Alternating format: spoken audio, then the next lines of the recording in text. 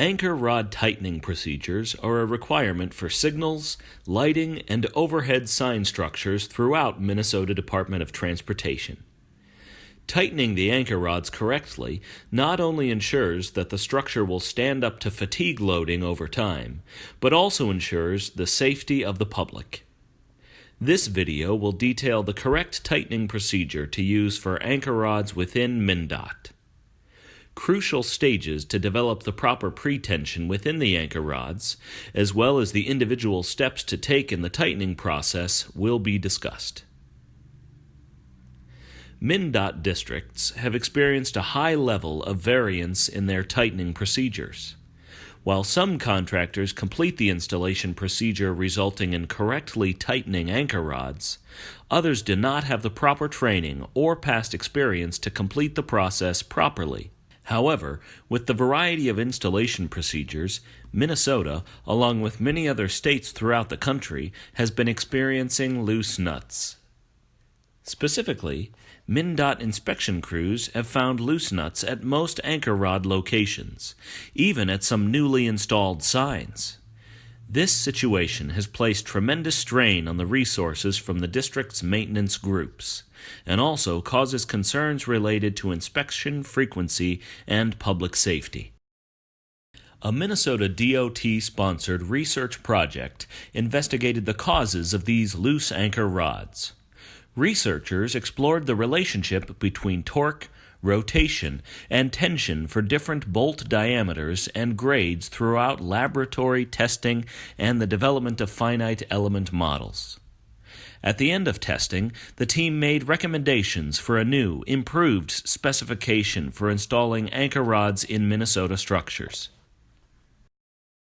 The specification was developed to mirror that of the currently used AASHTO specification, while providing more precise directions to account for the varying anchor rod diameters and grades, and grip lengths of different structures. This video will explore the improved specification developed that MnDOT has now adapted as their installation procedure. Each step of the 8-step process will be discussed in detail. The reasoning behind completing each step, as well as any concepts that appear in the step, will be explained.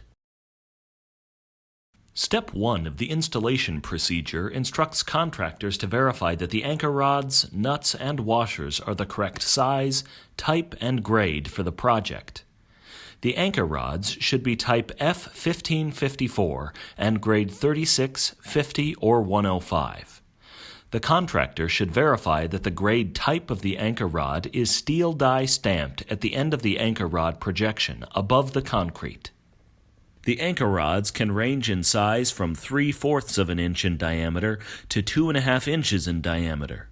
The nuts should be ASTM A563 heavy hex, and the washers should be F436, unless otherwise specified by a project engineer. The second step of the installation process requires contractors to verify that the anchor rods are clean, plumb, and undamaged. If the anchor rods are not clean, or if the threads are damaged, the nuts may not be able to run down the bolts when lubricated. This could cause additional harm to the anchor rods. MnDOT specifies that the anchor rods must have less than a 1:40 slope. If the anchor rod is leaning, the nuts will not be able to tightly grip the structure's base plate, preventing the proper pre-tensioning from forming. If the bolts do not conform to the standards set by Step 2, the contractor should contact the project engineer and should not continue with the installation. Step 3 instructs contractors to lubricate the anchor rods, nuts, and washers. Bostik Never Seize Mariner's Choice is the required anti-seize and lubricating compound found on MnDOT's approved products list. Lubrication should be applied directly before the installation. Without the proper lubrication, the nut will not be fully tightened onto the anchor rod, and the anchor rod will not be able to reach the correct pre-tension value. This graph shows the resulting pretension in a 2¼ grade 105 anchor rod, when torque is increasingly applied. As seen, the pretension within the anchor rod increases as the applied torque also increases. The results shown are for a fully lubricated double nut moment connection, typical for MnDOT structures. If the connection was not lubricated, however, the relationship between torque and tension would be greatly altered.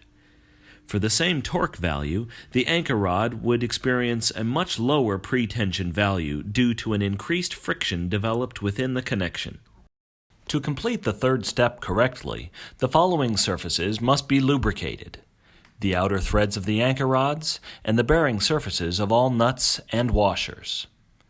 Lubricating all of these surfaces will ensure that the correct pretension can be developed when a specific torque is applied. Step 4 instructs contractors to level the bottom nuts, referred to as leveling nuts. Additionally, the contractor must ensure that the distance from the top of the foundation to the bottom of the leveling nuts is less than 1 bolt diameter, but more than 1¼ inches for overhead signs, unless otherwise specified by a MnDOT engineer or by a manufacturer's required standoff distance. This distance, although small, affects the overall bending stress that the anchor rod experiences. When the exposed length of anchor rod is less than 1 bolt diameter, these bending effects can be ignored. Step 5 of the installation procedure first instructs the contractors to install the structure with washers above the leveling nuts, as well as below the top nuts. The contractor should turn the top nuts, with inside faying surfaces lubricated, onto the anchor rods. The contractor should ensure that the base plate of the structure is level, and that all leveling nuts are turned up against the base plate. If the leveling nuts are not turned against the base plate, the proper tension cannot be achieved in the anchor rods. Step 5 next instructs the contractors to snug tighten the top nuts. Anchor rods are tightened in 2 phases. The first phase involves snug tightening, and the second phase involves a turn of nut angle, which will be explained later in this video. Anchor rods are snug tightened through a provided torque value. Snug tight values differ across the nation, dependent on the Department of Transportation. The torque value specified for the snug tight condition is affected by the anchor rod diameter and type, the grip length, and the lubrication of the anchor rods, nuts, and washers.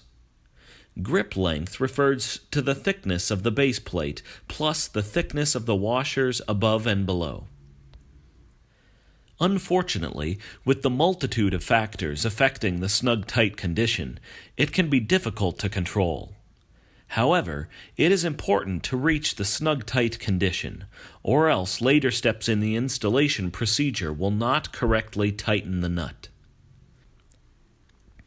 To address the issue of controlling snug tight, researchers tested over 120 different anchor rod pieces in a Skidmore-Wilhelm tension measuring device. When an anchor rod is placed within the Skidmore, a torque is applied, and the device measures the pretension that the anchor rod is experiencing. Using the Skidmore, the relationships between torque, tension, and rotation were explored. One example of these testing results is shown. This graph shows the typical torque versus tension relationship for an anchor rod. The tension inside of the rod increases at a certain rate. The relationship between torque and tension is approximately linear, related to one another by the anchor rod diameter as well as the nut factor. The nut factor is a variable that accounts for friction developed between components of the double nut moment connection. A nut factor of approximately 0.12 is used to approximately the torque needed for snug tightening within MnDOT.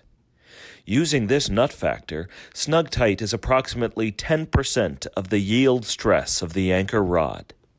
It is important that the nut reach a true snug tight condition on the rod, in order to be able to adequately tension the anchor rod with later steps of the installation process. Not achieving the proper snug-tight condition could lead to yielding of smaller anchor rods or under-tightening of larger anchor rods. Two methods can be utilized to control the snug-tight condition, both detailed on the installation form. The first method includes specifying a torque value applied through either a torque wrench or hydraulic wrench. These torque values are listed in Table 1, Torque and Turns for MnDOT Structures. The second method includes specifying a wrench length to use for tightening the nuts. These wrench lengths are listed in Table 2, Wrench Lengths for Snugging.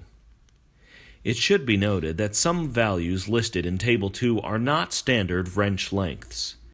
For example, for a grade 36 2-inch diameter anchor rod, Table 2 suggests that the contractor use a 17-inch wrench length. In this case, the contractor may utilize a 24-inch wrench and grip the wrench approximately 7 inches from the end. Additionally, those wrench lengths listed in Table 2 are improbable for larger diameter anchor rods.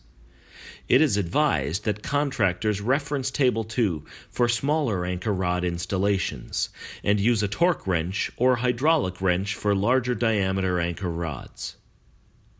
When snug tightening the top nuts, the contractor should follow the star pattern. Two examples of star patterns are provided on the installation procedure pertaining to 8 anchor rods and 12 anchor rods.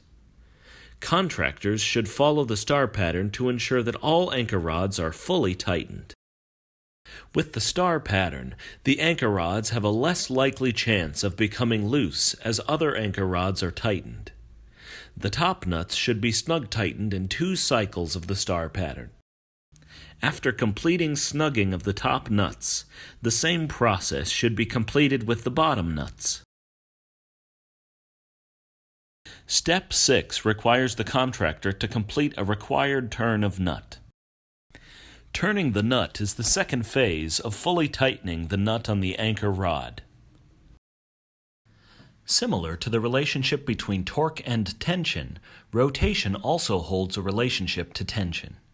As a nut is turned onto the anchor rod fully, the pretension within the anchor rod increases. This graph shows an example of a typical relationship between the rotation of nut and tension in an anchor rod.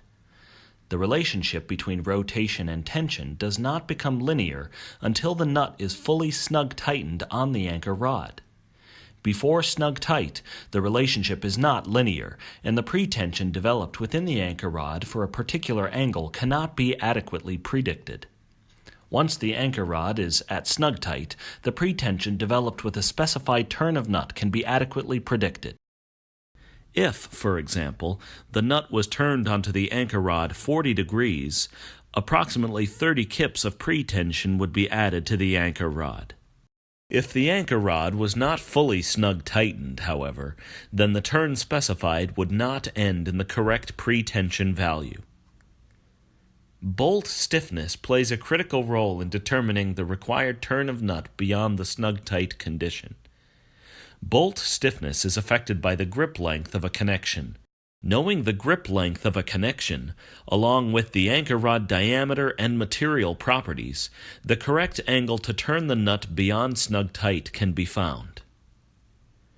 Turn of nut values to be used on MnDOT anchor rod installations can be found in Table 1 of the installation form. To measure the turn of nut, the contractor should mark one corner of a nut and the adjacent base plate or anchor rod top. Then, knowing that each face of the nut is equivalent to 1/6 of a turn, the contractor should turn the nut until the mark reaches the correct position. Similar to snug tightening, the turn of nut process should be completed in 2 distinct processes, using the star pattern. The specified turn of nut value should not be passed. Step 7 of the installation process instructs contractors to apply a verification torque to the nut. The verification torque ensures that the nut is fully tightened and that the anchor rod is at the correct pretension value. If, for whatever reason, the nuts had not been properly tightened in previous steps of the installation process, the verification torque should help to compensate for this. The verification torque depends on the size and grade of the anchor rod and can be found in Table 1. This torque should be applied to the top nuts using either a torque wrench or a hydraulic wrench. Similar to previous steps, the verification torque should be applied to the top nuts in 2 complete cycles using the star pattern. The final step of the installation process instructs contractors to apply a retightening torque to the top nut. The retightening torque is 110% of the verification torque and should be applied 48 hours after the anchor rod installation. The retightening torque is applied to the connection to account for any creep that may have happened in the galvanizing of the threads. The retightening torque can be found in Table 1 and should be applied to the top nuts in 2 complete cycles using the star pattern. Overall, following each step outlined in the installation process will ensure that the nuts are fully tightened onto anchor rods. To summarize, the installation procedure consists of 1.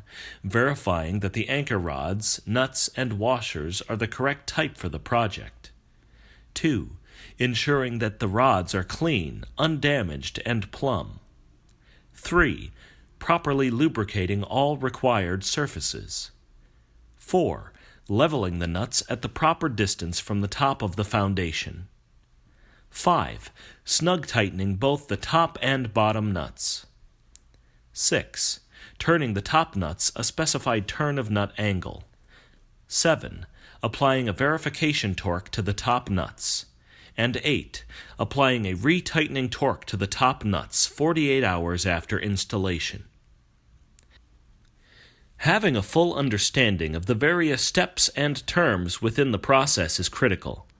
Ensuring that the installation is done correctly not only minimizes MnDOT maintenance efforts, but ensures that the public is safe.